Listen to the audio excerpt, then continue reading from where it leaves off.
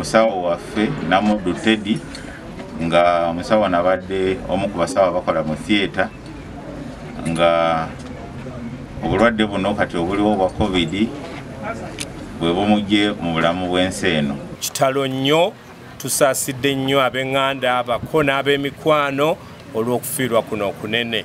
Njagala okunyweza abasawo bannaffe nti mulwanyi munnammwe agenze kitalo nnyo naye mugume era buli omwanywe agumye munne.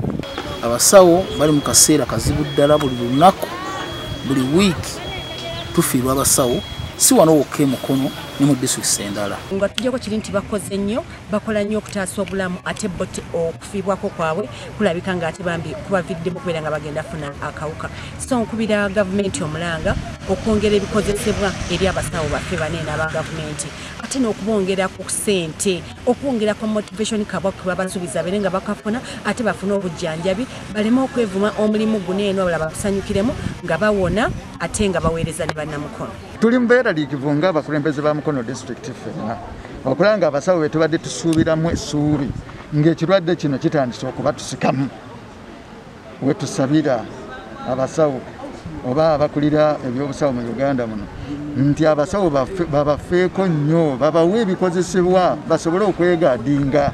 Kati nga nze Kasawo Jemba Kitovu abasawo bajjanjaba COVID tebalina bikozesebwa.